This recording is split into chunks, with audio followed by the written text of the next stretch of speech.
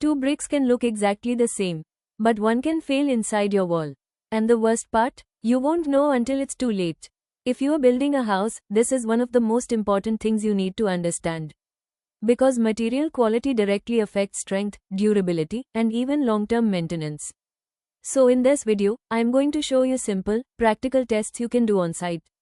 No lab equipment, no complicated methods, just real checks that anyone can do before buying bricks or AC blocks. Hello and welcome to Build It Sustainable. Let's start with the first and most overlooked test. Visual inspection. Before doing anything else, just look at the material carefully. Check the shape. A good brick or AC block should have clean edges and uniform size. If the edges are broken, uneven, or inconsistent, that's a warning sign. Also check the surface. Too many cracks or rough patches usually indicate poor manufacturing. And here's something most people ignore. Color consistency. If some bricks are very dark and others are light, it often means uneven quality. Now let's move to a very simple but powerful test. The sound test. Take two bricks and gently tap them together. A good quality brick will produce a clear, ringing sound. But a poor quality brick will sound dull.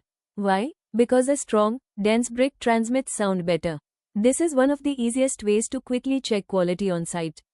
Next, drop test. Take a brick and drop it from about waist height. Not too high, just a simple drop.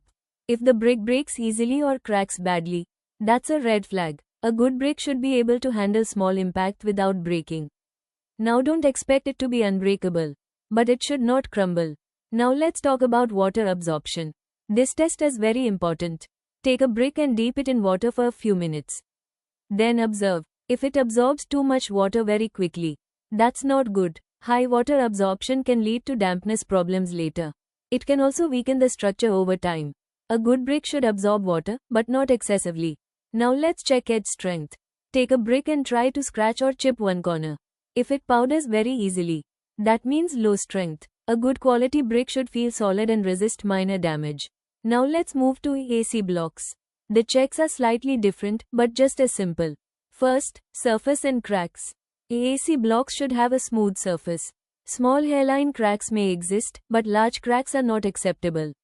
Second, weight feel. AC blocks are lightweight, but they should not feel too fragile.